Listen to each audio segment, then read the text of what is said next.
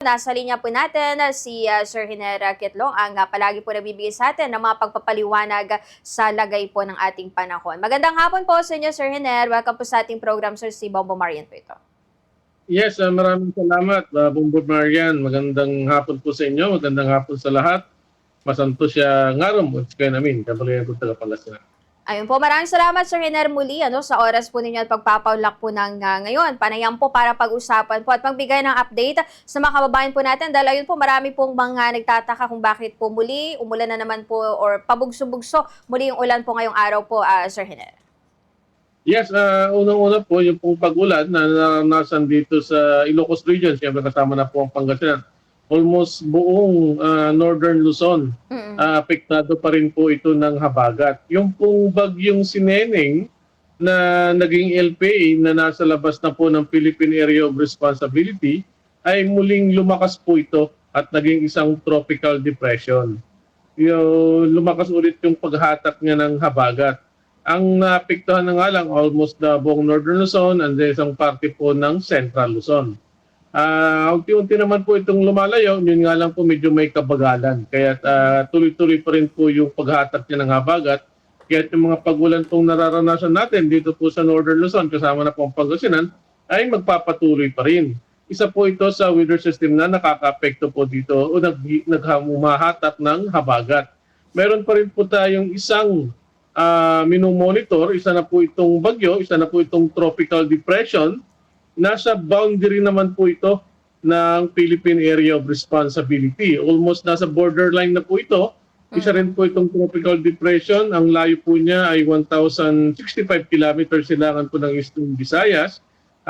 Pag ito po ay pumasok sa ating Philippine Area of Responsibility, ang magiging pangalan naman po nito ay OBET. Sa ngayon po, medyo malayo pa po ito. Wala pa po itong epekto. Pero yun pong outer cloud band po nito ay unti-unti na pong lumalapit dito po sa may Eastern Mindanao. And then meron pa po isang medyo malakas po ito, isang typhoon, si Typhoon Saudel. Ito naman po yung mas malayo na nasa Pacific Ocean. Inaasahan po na kung hindi magbabago yung bilis nito, by Monday ay makakapasok po ito sa Philippine Area of Responsibility. Ito naman po yung time kung saan tuluyan ng makakalayo itong bagyong si Neneng, yung formerly si Neneng. Ang pangalan niya po kasi ngayon ay Genari. Genari na po. So, from LPA si Neneng na naging LPA and then ngayon naging tropical depression na naman. Ang maganda po dito ay palayo naman po sa ating bansa. Yun nga lang, kahit na malayo, yung outer cloud band at saka yung habagat, yun po yung nagdudulot ng pag-ulan dito po sa Northern Luzon. So, ibig sabihin po parang tatlo po sa ngayon yung binabantayan po sa labas ng PAR po, Sir Hiner? Opo, halos lahat po ito nasa labas ng PAR. Si Neneng ay Genari o formerly Neneng ay nasa kalalabas lang.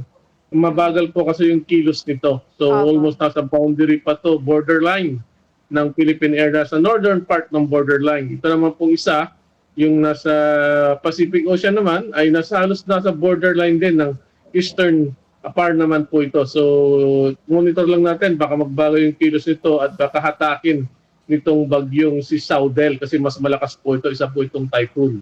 But for now, nasa borderline po ito ng Eastern PAR. Yes po. Yung binanggit nyo kanina, Sir Hiner, yung OBET, ano po yung international name nito ngayon? Sa ngayon, isang tropical depression pa po ito. So wala pa po Okay itong international name. Nagbibigay lang ng international name kapag umabot na ng tropical storm. Okay po. So, nangangahulugan ito, Sir Hiner, na sa mga susunod na araw, maulan pa rin panahon yung mararanasan po natin up until next week po, Sir. Pag lumayo na po itong bagyong formerly si Neneng, so unti-unti rin naman gaganda yung panahon natin. Kasi pagpasok naman po ng bagyong si Saudel dito sa borderline o sa PAR, pagdating ng Lunes, hindi pa naman po direktang makaka-apekto po ito. Pero yung habagat, dahil may kalakasan po ito, ay mahahatak po niya. So magpapatuloy pa rin po yung mga pagulan, kaya't maging alerto pa rin po tayo at maghanda. Yes po. Itong yung Typhoon Saudel po, Sir Hiner, saan po possible po yung mga pwede po nitong maapektuhan, sir, kung sakali po? Base sa latest data po ngayong araw, gaya ng nabanggit ko, pwedeng Lunes or madaling araw ng Lunes papasok ito, hindi naman natin nakikita sa ngayon na maglalandfall. Ang tinutumbok po nito ay maaaring sa may Taiwan mismo ito dadaan. Pero gaya po ng mga nasa ibang nakaraang bagyo, pag ang bagyo ay malapit na po sa Taiwan, gaya nitong si Neneng, expect nyo na yan na malakas po ang habagat na hatak na makaka-apekto po dito sa Northern Luzon. So, typhoon po ito, napakalakas po dito, and then hindi pa rin natin inaalis yung possibility, baka umabot ng super typhoon kasi nasa dagat pa. Pero sa ngayon po, wala pa naman indication na ito ay aabot ng super typhoon. Okay. So mostly po sa ngayon, Sir Ner, itong na-experience po nating mga pag-ulan, in particular sa atin sa Pangasinan po ay mas matinding dulot pa rin po ng habagat po, Sir. Habagat, saka yung outer cloud band nitong bagyong si Neneng, formerly Neneng. Yun po yung nagdudulot ng pag-ulan dito po sa Northern Luzon. Sa may parting Batanes, yun nga po yung outer cloud band na po at saka habagat. Combined effect na po ito. Okay po. May expect din po ba tayo, Sir Hiner, na possible yung mga advisory kaugnay po sa heavy rainfall po? Yes, lalo na pag sa ngayon pag yung epekto po nitong bagyong si Neneng, mostly kasi puro light to moderate lang yung pinapalabas ng kasama natin sa Tugigaraw, yung heavy rainfall. So wala pa tayong mga color coding na nilalabas. Ibig sabihin yan, hindi ganoon kakapal itong mga kaulapan na nakikita ng ating Doppler radar. Pero sa ibang usapan na, kapag ang nakaka-apekto naman ay itong Typhoon Southern. Kasi po, mas malakas po ito. Mas malakas yung bagyo, mas malakas po yung hatak. Okay po. So, yun lang po muna siguro sa ngayon, Sir Hiner. Anything po, nanais po ninyo idagdag po na mga detalye pa sa mga, of course, kababayan po natin sa Pangasinan na nakatutok po dito sa ilang linggo ng sama po ng panahon, Sir.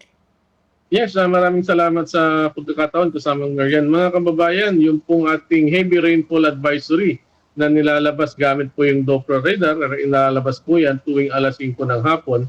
And then susunod na po dito ay mamayang alas 9. So abangan na lang po natin para malaman po natin kung aling lugar yung makakaranas ng mga pag-ulan. Mas accurate po yan kasi Doppler radar po yung ginagamit natin. So yan muna, maghanda po tayo. And then huwag po natin kalimutan magdasal. Magandang hapon po sana. Magandang hapon din po, Sir Hiner, at salamat po, Sir.